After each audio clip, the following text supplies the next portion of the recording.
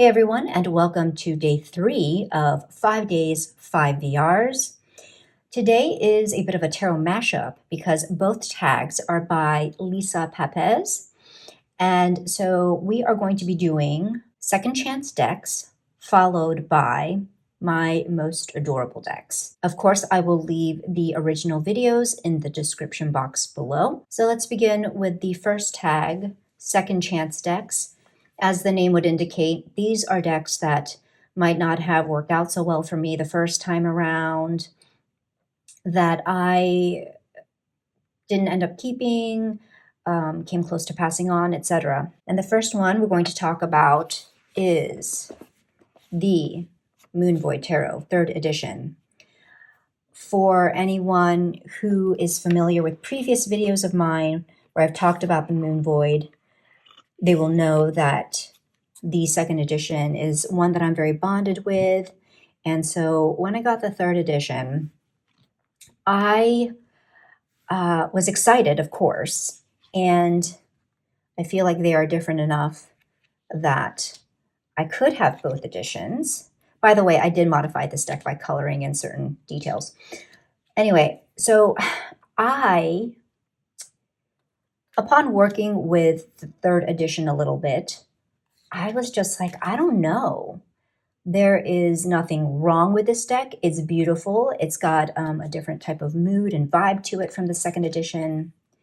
However, because I was so bonded with the 2nd edition, I thought to myself, you know what? I'm going to pass this on because chances are I will be using the 2nd edition over this 3rd edition, and this deck is going to go neglected. So I put this in my purgatory. But then I think I was watching someone's tarot video on this deck, and it persuaded me to get it back out of purgatory and give it another try. And what I ended up doing was, like I did with the 2nd deck, modifying this by coloring in certain parts that I felt drawn to color in and really making it more my own. And that was the bonding experience I needed. And so after doing that with this deck and working with it, using it in some personal spreads, I found that this was a deck that worked better for me the second time around, giving it more personal attention and my personal touch. So this was rescued from purgatory, and I will be keeping it. The next deck is the Shadowscapes Tarot, and this is the Czech version. I have modified this one as well, not really by choice. This was from Annika, and she started the modification, and then so when she passed it on to me, I finished it. But in any case, I still like how it turned out because it had gold gilding that I was not a fan of, and it's in Czech, so it's not like the titles would have been helpful. But in any case, so I had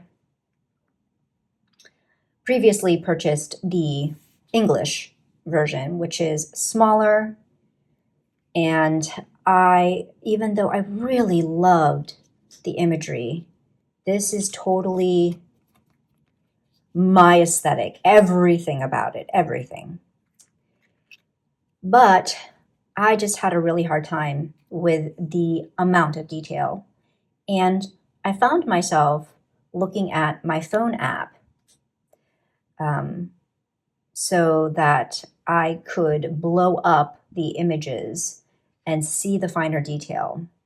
And I had that app to begin with because my English version was just the deck itself. It didn't come with that larger guidebook. It just came with a little white book, but it wasn't a knockoff. I think it was legit.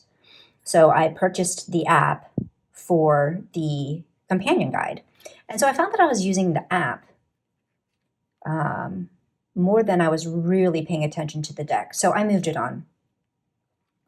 Or rather, actually, I didn't move it on. I moved, anyway, I kept some cards for art cards and bookmarks, and then I moved some other cards on to someone who had like a tarot project, like a Franken deck project.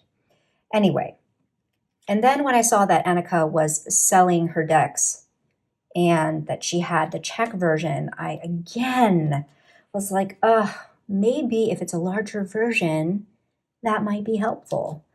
And so I offered to purchase it, and she was so kind to just give it to me sans shipping from New Zealand. And I have been working with it.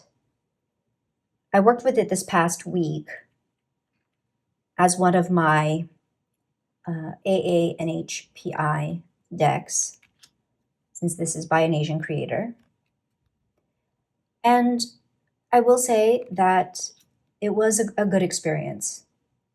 So for now, it is a keeper that could very well change, but it is easier to see in this larger cardstock, but still could be bigger.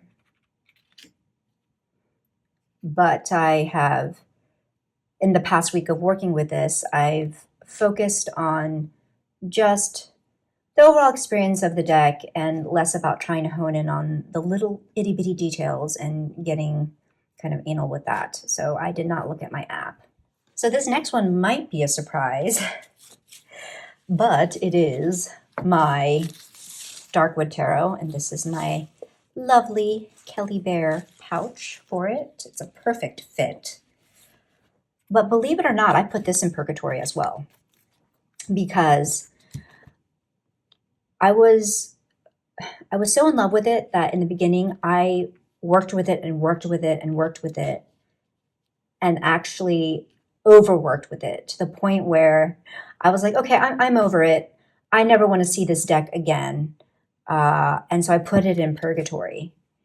And I was convinced that this is a deck I didn't need. I had my time with it, which is a pattern that I'm trying to break, and I've been a lot better about breaking. And also this was a learning experience that yes, you can overuse like a certain deck and get sick of it. Absolutely. Even a deck that you really love. So this was an experience where I was ready to rehome it. And then I got it out again. I can't remember why, but I got it out of purgatory, and I was like, well, it's been some time. I've had a break from it. So let me just work with it one more time and see if this is a deck that I really want to get rid of. Am I still super sick of it? And of course, I fell in love with it all over again. So this is just a lesson to me that I should not overwork with decks. These next two were previously loaners from my Fairy Tarot librarian, and the first one being the Hansen Roberts. And I had a decent experience working with this deck. It was a slow bond. And when I returned this and the other decks to Queen Osset, I thought to myself, I'm going to think on it and see if these decks are ones that I feel compelled to purchase again. And I had come to the conclusion that they were not. And so this one was just kind of out of sight, out of mind, until it came back to me. And I just really missed it. I didn't realize how much I would miss it, because it is a fantastic deck. You know, there is a reason this one is kind of considered like an OG, you know, in terms of the more, air quotes, classic decks. It's withstood the test of time. Is this the most perfect deck? No, of course not. There is no such thing, in my opinion, or at least not for me. And yet this has been just, I don't know, it just charmed me the second time around, like hardcore charmed me. So I'm so glad that this was sent back. And then the other loaner was the Morgan Greer, and it was the standard size. And this one I actually purchased in the tin size. So this, I feel like it was a second chance deck in that, I don't know, I was thinking the first time around I would love it more than I ended up loving it. So again, I thought that this was one that I could do without, and I had dismissed it. But then I think this was either like Sunset Bow, Tarot made me do it, or it could have been Aspasia Rising. But I think we were talking about this, it might have been in a Three Girls Live, and they were talking about the Morgan Greer in a tin and how it's great as a tin deck. And at that point in time, I did not have any tin decks, so I was just low-key tempted to get this just for the fact that it was in a tin, and I wanted like a deck in a tin so that I could have one that was easy to travel with and I could grab in a pinch. And I have found that I don't know what it is about the tin version versus like the larger standard version, but yeah, second time around, much more engaging and fun and enjoyable experience working with this deck. Final deck is one that actually both Lisa Papez and I gave second chances. Her second chance did not pan out. And so she kindly passed this on to me since she knew she was going to be rehoming this deck. And that is the Tarot of the Magical Forest. I mean, there's nothing wrong with this deck. You know, I thought it was, the first time around when I bought it, I thought it was cute. It was a Kelly Bear made me do it situation. And I just didn't really use it all that much because I just don't gravitate a lot toward animal decks. I just don't pick them up for whatever reason. I don't know why, even when they're this cute. So I passed that deck along to Heather as a gift. And, oh, by the way, this is modified. I trimmed off the titles. But, and then this came up in a Three Girls Live where she brought out that very deck and pretty much convinced me to reconsider. And I was holding off, but I think Lisa might have seen that live. I can't remember how it came about, but she caught wind that I was tempted to give this deck a second chance, and so she offered to give me her copy, which was so very generous, and I am so glad she did. I think this time around it is a keeper, and this segues into Lisa's second tag, which is my most adorable decks. I would classify this as a pretty adorable deck. Maybe leaning on cute and creepy, depending on how you look at it. Just their wide eyes. But yeah, super adorable. I do love all the animals, like the animal choices. You know, these are some of my favorite animals, like the rabbits and the foxes and the cats. I mean, it's great. So that would be my first adorable deck. And I'm surprised at how few decks I had that I consider personally adorable. The next one I'm going to show is my Lenormand deck. And it is my Spoopy Lenormand. I wanted a Halloween-themed deck, and the ones that were available just didn't quite do it for me. And so, since I love designing decks, I created this one for myself. And so I think it is, again, that kind of cute, adorable factor with sometimes a little bit of creepiness in certain cards. So hence the name Spoopy Lenormand. My next adorable deck would be the Magical Tarot.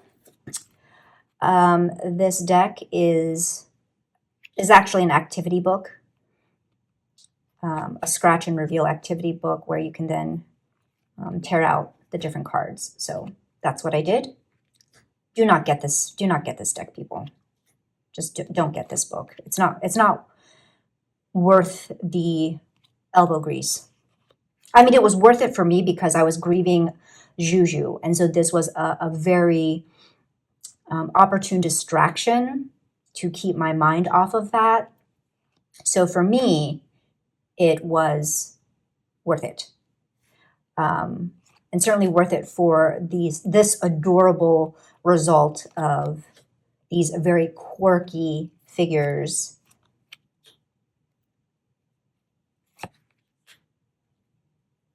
It's one that I should use more because it's usable. I mean, is it the best cardstock? No, it's not, but it's usable. So I should use it more. And finally, this deck is partly a Micah made me do it. And that is the Grimalkin Curious Cats Tarot. Now, yes, okay, I don't typically do animal decks, right? I've said this like so many times. Hence, like, I don't call it a deal breaker. I call it a deterrent. Animal decks are a deterrent. But I have a friend who loves cats, and I've been doing monthly card pulls for him. And, you know, he's new to tarot. He is, he's more, you know, conservative. And so I think that cat decks are fabulous for that. And the one cat deck that I was using for him, like it's the Black Cats Tarot, which is fine, but I kind of wanted something different. And so it was the perfect excuse to buy this deck, which is just freaking huge, but it shuffles really well. It's like MPC cardstock, but she says it's MJ Cullinane says that this is printed in the USA, so I'm not sure which company it is, but it smells like MPC, it feels like MPC, hence shuffles fantastically, even though it is a larger cardstock. But this is so freaking adorable in terms of a cat deck. I just wanted something that was a little more realistic in terms of cats, you know. And the Black Cats Tarot, which, you know, it holds a special place in my heart because Matt got it for me. But, you know, the whole anthropomorphized cat thing is not typically my cup of tea, but it's a great reader. I just wanted to try something different. So I did purchase this year, and I think it's absolutely adorable. I think probably my favorite card is the Hierophant because it is a tuxedo cat. Let me see if I can find it here. Here we go. Isn't that so freaking adorable? I mean, aside from like the fact that it's caught a mouse, but I never thought I would say that I loved a Hierophant card, but I do. This is one of my favorites. Freaking adorable. So that is it for this VR mashup. Thanks to Lisa Papez for these awesome tags, and I will see you for day 4 of 5 days, 5 VRs.